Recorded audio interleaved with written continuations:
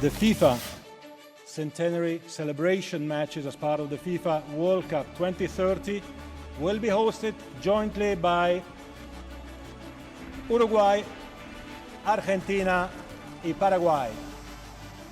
The hosts of the FIFA World Cup 2030 will be Morocco, Portugal, and Spain.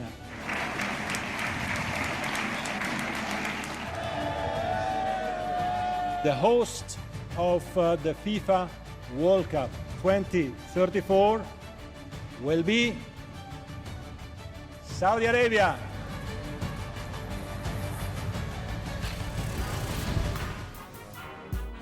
So the question is, let's just get right to it. Are you cool with it? All right. No. Both. No, I'm not cool. Okay, let me tell you why I'm not cool with this. So this is a package deal. If you are cool with the 2030 World Cup being hosted by 6 nations, you have to make a bid. You have to vote for Saudi Arabia in 2034. There's no two ways about it. So they basically ran unopposed. Yeah. So I'm not cool with that. I'm also not cool, and we've already explained why we're not cool with 2034. So let me stick with 2030. We did that last week. 2030.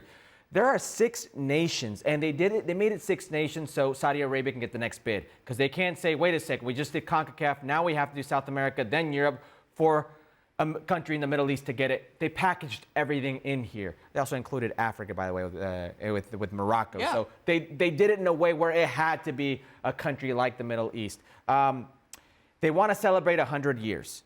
I understand Argentina, Uruguay, and your celebration of 100 years, but these countries are not capacitated to host a World Cup, certainly not a 48-team World Cup. It's not just playing the games. It's hotels, it's transportation, it's training facilities. It's all these different things that they're not ready for and they won't be ready for, and the stadiums, okay? Yeah. So they give them one game. They give them the opening game. Argentina, Uruguay, you get an opening game. But guess what? We're going to let Paraguay have an opening game too. Why? Because Alejandro Dominguez, the president of CONMEBOL, is from Paraguay. They're assuring that they make the World Cup as well. And they get their one game, and then it's off to Europe, off to Africa for the rest of the tournament. Crazy to me. It's the most crazy, asinine thing I've seen in my life. And this is so just on brand for FIFA. So Yeah. I'm not cool with it. Yeah, I love how Gianni Infantino is waving the flag that corruption was over in FIFA. And it's clearly like present, and Barak, now he's like stretched it to an unimaginable level. Even announcing 3 countries, the 2030 World Cup will be in Morocco, Spain, Portugal. I mean, clearly, 6 countries. Clearly, I'm not cool with it. And it's 6 countries, but he only named 3. But even the way that he, because I was interested to like hear how he was going to announce it. And it was only 3 at the end of the day. Barak, are you cool with it? Or are you just as fired up as we are? Am I sick? How could I be cool with it? Exactly. It's a joke. It's frustrating. And it's the same story. You just said that. I mean, they had an opportunity. When FIFA Gate, we as a family of this sport had the opportunity to get a new thing.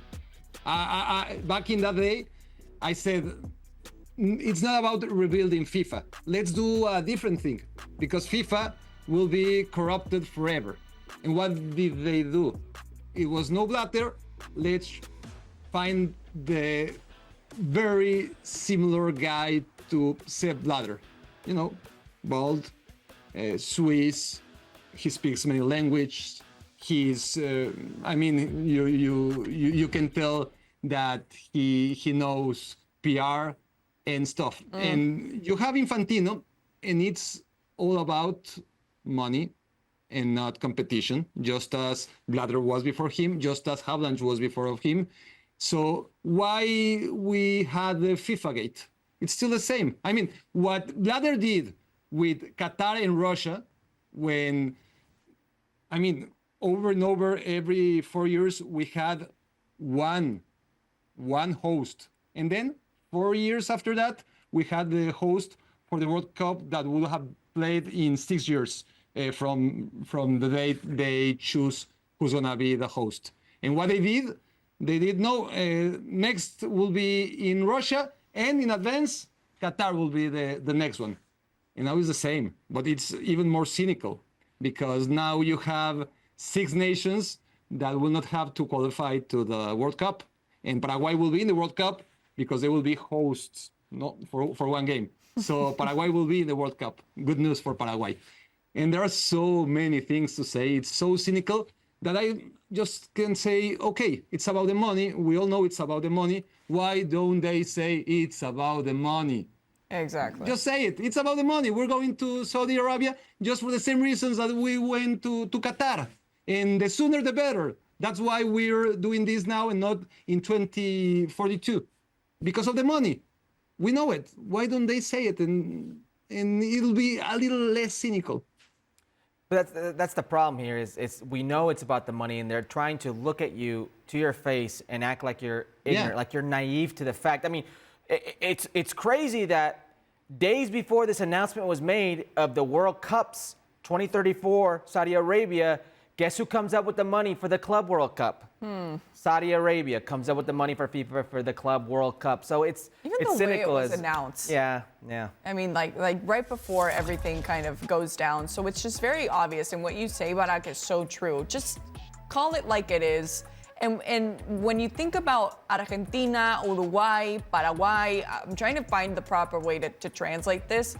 It's cachetada con guante blanco. It's kind of like, oh, okay, here we're giving you what you want, but not really, but you have to pretend to be happy. It's just all very twisted to me, Barak.